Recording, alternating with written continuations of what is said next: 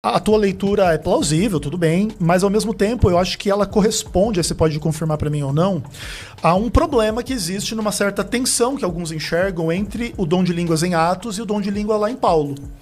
Porque a ideia é que em Atos é muito claro a ideia de línguas estrangeiras, e chega lá em Paulo, Paulo abre uma hipótese que também é um pouco controversa, que é essa questão da língua que é um mistério, que ninguém entende, que edifica a si mesmo e tal. A sua leitura, ela tenta resolver esse problema, então você enxerga um dom parecido com o que Paulo fala lá em 1 Coríntios, aqui nos primeiros versos, para depois, tipo assim, não ter essa distinção entre a língua estática do pentecostalismo e o fato claro de que aqui é línguas estrangeiras? É exatamente aí que entram as 3 camadas. Eu identifico 1 Coríntios 14 com Judas 20, onde nós temos a oração em línguas. Ao passo que eu identifico Atos dentro do próprio Atos. Como evidência. Exatamente. Atos é a evidência. A evidência em Atos 2, Atos 10, Atos 19. Quando chega 1 Coríntios 14, Paulo nem fala sobre batismo com o Espírito Santo. Ele fala só das línguas. Então, parece-me que se eu conectar essas coisas, eu estou fazendo uma teologia sistemática, mas sem um calibre exegético, né? Ou seja, alguém chegar e me perguntar assim, você me perguntar agora, Mateus, cadê o batismo com o Espírito Santo na língua de 1 Coríntios 14? Eu não vou ter como te responder. Certo. Mas se você falar assim, tem língua ali? Tem. Então, qual o formato dessa língua? Paulo fala sobre falar, Judas fala sobre orar. Paulo fala sobre mistério, Judas fala sobre espírito, e ambos falam sobre edificação própria. Então, me parece que eles estão dentro de um bojo narrativo, sabe? Legal. Assim, ó, o que acontece? A palavra mistério é uma palavra bem carregada e muitas vezes ela é lida de uma forma um pouco mística no ambiente pentecostal, né? Em função dessa coisa, tipo assim, uma coisa escondida que Deus revela para mim intimamente, que se expressa na língua. E aqui é um ponto importante conceder. Às vezes, vamos dizer assim, se a gente se permitir falar, expressar sentimentos de uma forma livre, sem conteúdo cognitivo, às vezes a gente expressa coisas profundas, né? Como se fosse, por exemplo, um lamento, um grito, um choro, uma alegria. Ela pode se manifestar de uma forma linguística sem conteúdo cognitivo. Isso é uma coisa, assim, bem interessante. E também é uma linguagem. E também mesmo não sendo inteligível. Isso, vamos dizer assim, que Deus conseguiria traduzir naquela risada. Não, a pessoa também pode traduzir. Isso, você pode soltar um grunhido aí e eu entender o que você tá triste, você tá bravo, Exatamente. você tá chateado e etc. Entretanto, o mistério, ele também, na Bíblia, ele contém a ideia de que o evangelho de que Deus se fez homem em Cristo e morre e ressuscita para o perdão dos pecados, ele é um mistério oculto das eras e que se manifesta em um determinado ponto para frente na história. A língua, por exemplo, falar em mistérios pode implicar um pouco isso também. Por exemplo, vamos dizer que eu recebesse um dom de falar alemão e de falar de que Deus veio em Cristo e morreu e ressuscitou. Isso encaixaria no falar em mistério para você ou não? Não, vou dizer você. Inclusive, né, essa é a minha segunda área, né, linguística. A primeira é teologia, mas eu me formei também em letras na UF. E aí, na questão linguística, vocês estão certíssimos. Qualquer expressão de um grunhido a uma frase complexa é uma expressão linguística, entendeu? Ou mesmo uma frase que, em tese, para nós não tem sentido. Lá, lá, lá, bilili.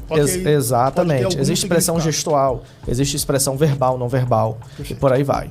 Sobre isso, é muito importante, inclusive, a gente saber o que eles conheciam de linguística na época para descrever fenômenos linguísticos. Concordam comigo? Claro. Ou seja, o que eles sabiam, cara? Por que Lucas usa glossa em um texto e usa dialectos em outro?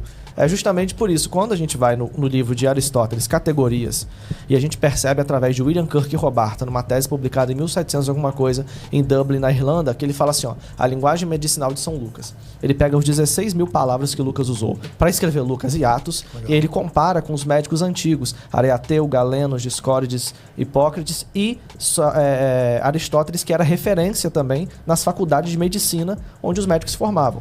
Quando vai falar sobre linguagem, quem fala sobre linguagem é Aristóteles, nesse livro Categoria, na parte do livro chamado Dalma. O que ele fala aqui? Que existem 3 categorias linguísticas. A primeira ele chama de glossa, que é a linguagem do bebê ininteligível, que você não entende nada.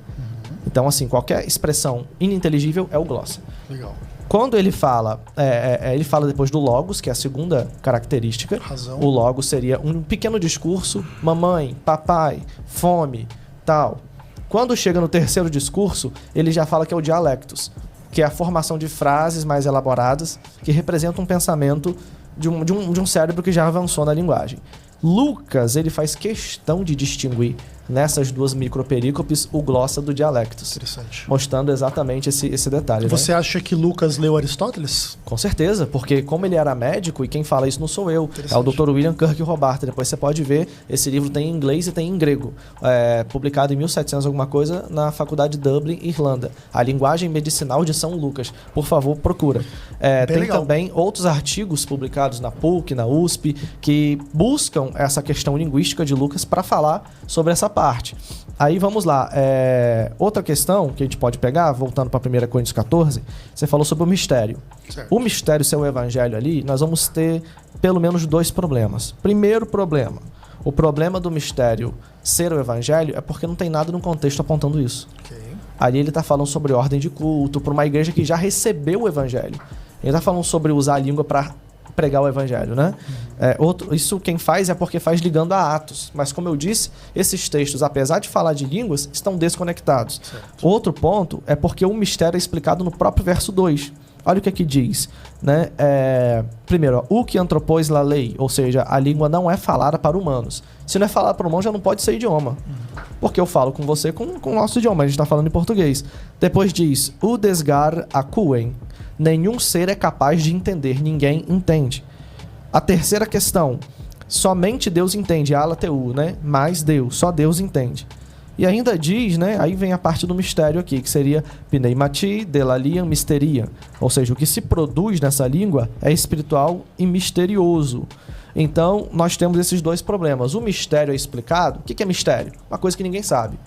E por que ninguém sabe? Porque não é falado para homem, porque é falado só para Deus e porque ninguém é capaz de entender. Então o mistério é a própria língua e não o evangelho. Perfeito, mas assim, ó,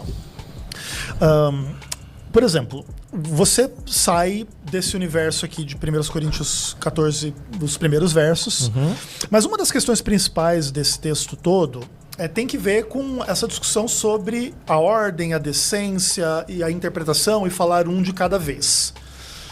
A maioria dessas características elas não existem na maioria das igrejas pentecostais por alguma convenção teológica ou prática. Não existe essa ideia do falar simultâneo e da interpretação. Também sabemos que tudo isso pode ser objeto de falsificação, como é óbvio, né? Porque, por exemplo, esses dias até ontem eu estava vendo uma live do MBL e o rapaz estava mostrando alguns exemplos de coisas assim que ele estava fazendo uma crítica política ao uso da religião e tal, e era um pastor falando em línguas e dizendo assim, olha, Deus vai... E aí ele fala uma expressão em língua, daí a menina até comentou assim, mas Deus vai fazer tipo labachuras, lá.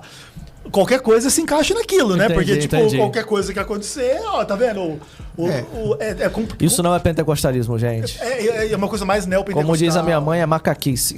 Uma coisa bem... Vamos lá, mas isso está no pentecostalismo também. Sim, infelizmente. Por que essas vamos pôr as cartas na mesa? Porque assim, ó, é verdade. E isto não é o que os fundadores do pentecostalismo, os teólogos do pentecostalismo fazem, ou falam, ou indicam, ou aprovam. Mas isso, pastor Mateus, acontece em igrejas pentecostais sérias. Perfeito. Não é somente no neopentecostalismo, porque a gente... eu sou continuista também e tal. Eu acredito nos dons, na atualidade dos carismas, nas línguas e tal, para hoje. Mas dizer que isso não acontece no pentecostalismo... Não acontece. Não vamos tirar o corpo fora. Aconteceu em Corinto, né? Paulo teve que corrigir. Paulo fala, não fica falando em língua quando tem ímpio. Busca a profecia, que edifica. Lá em Corinto, você acha que os problemas eram parecidos com o que existe no pentecostalismo hoje? Acho, ainda mais tratando de um local marítimo, um local portuário que recebia muita gente.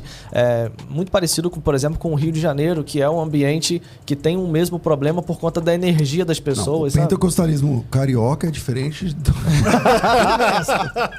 Você tá entendendo? Os caras vão pra igreja com pandeiro, meu irmão. Ou com fuzil, né? Você já viu isso? Os caras indo pra igreja com pandeiro? E vou te falar, César, é uma das melhores vigílias. Você chega na vigília, tem assim, uma bateria, uma guitarra e 17 pandeiros. Cada um com seu pandeiro. Eu vou pro intervalo rapidamente e a gente volta já. Muito obrigado por assistir até o final. Se você gostou, deixa o like, se inscreva no canal e ative o sininho de notificação. Até a próxima, valeu!